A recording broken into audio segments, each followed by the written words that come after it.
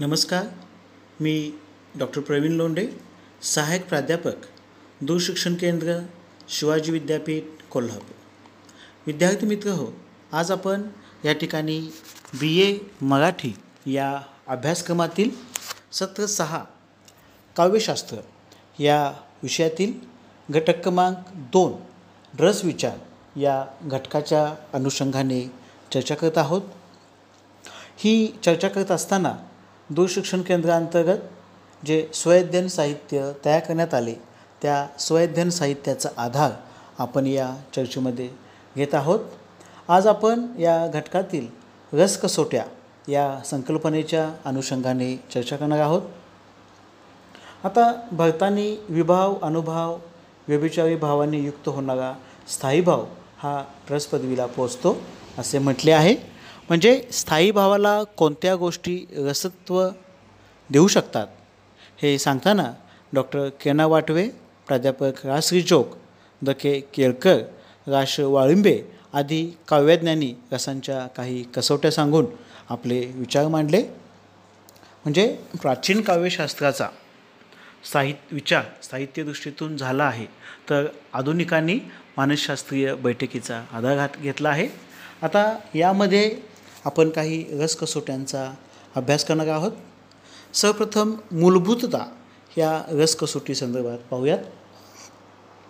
केना वाटवे यांनी आपल्या रसविमर्श या ग्रंथामध्ये स्थायी भावांना भावबंध किंवा सेंटिमेंट असे म्हटले आहे. म्हणजे माणसाच्या मनातून जन्मापासूनच्या संस्कारांनी, अनुभवांनी आणि सहज अशा प्रवृत्तींनी काही विशिष्ट भावबंध तयार होऊन बसलेले असतात. ते प्रबळ, प्रभावी असतात. ते इतर संचारी भावांना कार्य करावयास लावतात. या भावबंधांना काव्यातील वर्णनाने चालना मिळाली की रस म्हणता येण्याइतकी उत्कट वृत्ती निर्माण होऊ शकते. म्हणजे वाटवेंनी रसांची संख्या 9च मानून पुढील भावबंध यामध्ये कुठले कामप्रवृत्ती म्हणजे शृंगार, युद्धप्रवृत्ती म्हणजे वीर, संघवृत्ती म्हणजे हास्यरस, शरणागती म्हणजे भक्तिरस आणि पालनवृत्ती म्हणजे वत्सलरस, तर पलायनवृत्ती म्हणजे भयानक रस आणि जिज्ञासा अद्भुत रस आणि उदात्त आत्मभाव म्हणजे शांतरस या भावबंधातून त्यांनी जुने रौद्र व विभत्स रस काढून त्या ठिकाणी भक्ती व वत्सल रसांची स्थापना केली आहे. वाटवेंच्या मते भावबंध हे सहज प्रवृत्तीवर आधारलेले असतात, मात्र सर्वच प्रवृत्ती भावबंध होत नाहीत. म्हणून रसकसोट्या समजून घेण्यासाठी वाटवे यांचे भाष्य हे उपयुक्त ठरते. म्हणजे केना वाटवे यांनी मॅकडुगल या मानसशास्त्रज्ञाचा आधार घेऊन या उपजत, स्वयंसिद्ध व सार्वत्रिक अशा सहज प्रवृत्ती माणसांच्या ठिकाणी असल्याचे सांगतात. म्हणजे काव्यस्वादाने सहज प्रवृत्ती कार्यरत झाली की मानवी शरीरात क्षोभकारक शक्ती म्हणजेच भावना उत्पन्न होते. मग राग, द्वेष, भय, प्रेम, क्रोध या भावना म्हणजे सहज प्रवृत्तींचे कार्यरत रूप. या प्राथमिक भावना काही विषयावर बराच काळ केंद्रित झाल्या म्हणजे त्यांना भावबंधाचे स्वरूप प्राप्त होते. हेच स्थायी भाव होत. थोडक्यात सहज प्रवृत्तीतून उद्भवलेले आणि इतर दुय्यम भावनांच्या साहचर्याने तयार झालेले भावबंध होत. या भावबंधांचा परिपोष म्हणजेच रस होय. म्हणजे या विवेचनावरून ही स्पष्ट होते की मूलभूतता ही रसाची वा स्थायी भावांची कसोटी मांडल्यास भरताने सांगितलेली शृंगारादी रस मान्य करता येणार नाही. तसेच काव्यशास्त्रीय प्राचीन मांडणीला या कसोट्या लावण्याचा मानसशास्त्रीय प्रयत्न रसव्यवस्थेतील गुंतागुंत कमी करण्याऐवजी वाढवणार आहे. म्हणून मूलभूतता ही कसोटी तर्कशुद्ध वाटत नाही. आता यानंतर आस्वाद्यता. आस्वाद्यता ही रसकसोटी पाहताना द. के. केळकर आणि रा. जोग यांनी ही रसाची कसोटी मांडली आहे. म्हणजे भरताने रस इतिक पदार्थ उच्यते आस्वाद्यत्वात हे वचन उद्गत करून म्हटले आहे. म्हणजे माणसाच्या मनातील सर्वच भावना आस्वाद्य असल्या तरी स्थायी भाव त्या प्रसंगापुरते तरी स्थिर असतात. त्याशिवाय त्यांचा परिपोष करणेही शक्य होत नाही. म्हणजे काव्यातील भावना रसिकाला मनात घोळावीशी वाटते, त्यात त्याचे मन रंगून जाते. तीच मनोवृत्ती रसिकाला किंवा रसाला हा अनुकूल होय व तिलाच स्थायी भाव मानणे प्रशस्त होय असे दके केळकरांना वाटते. पण त्यामुळे नवीन अडचण निर्माण झाली. ती म्हणजे मग सर्वच रस आस्वादयोग्य असतात काय?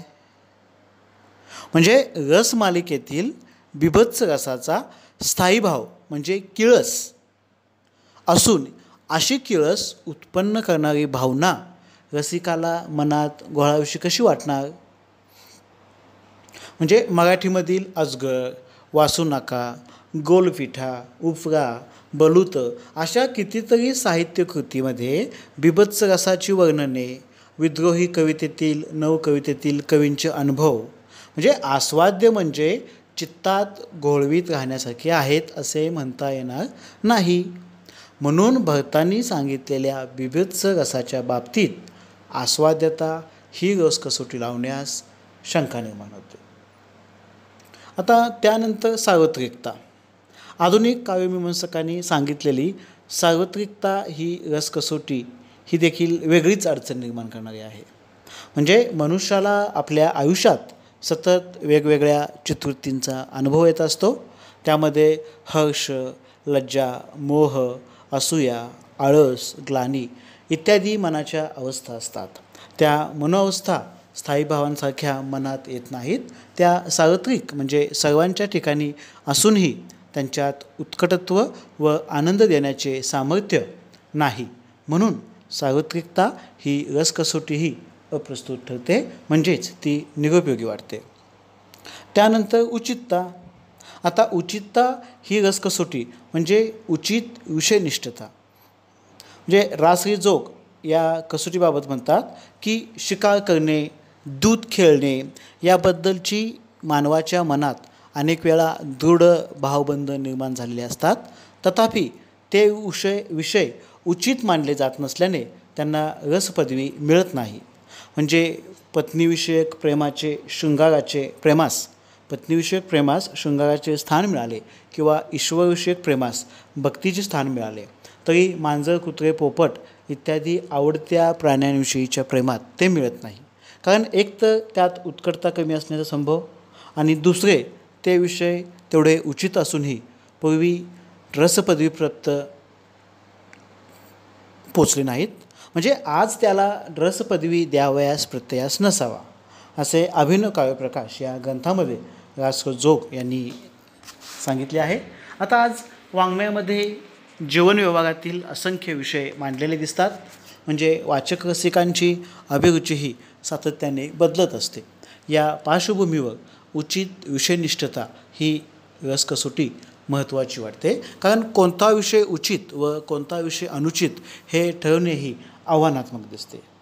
यानंतर उदात्तीकरण. आता इतर रसकसोट्यांमध्ये रासरीजोगांनी उदात्तीकरण या कसोटीचाही निर्देश केला आहे. त्यांच्या मते शृंगाररसात अगदी शारीर आणि पशुपक्ष्यांनाही सामान्य अशा क्रिया भावनांना रसस्वरूप मिळत नसून सुसंस्कृत अशा मानवाच्या क्रिया भावनांनाच रसस्वरूप मिळते. म्हणजे त्या शृंगार भावनेचे उदात्तीकरण झालेले असते. याच न्यायाने अन्य ज्या सहज भावना आहेत त्यांना काव्यात उदात्त स्वरूप प्राप्त होऊन त्या रसरूप पावतात. मागे आपण या संदर्भात राम, सीता, दुष्यंत, शकुंतला आदी काव्यगत नायक नायिकांच्या भावनांचे उदात्तीकरण झाल्यासंदर्भात चर्चा केली होती आणि त्याच्यामुळेच रसनिष्पत्ती होते हे देखील आपण स्पष्ट केले आहे. तर विद्यार्थी मित्र हो, या ठिकाणी आपण रसकसोट्या पाहिल्या.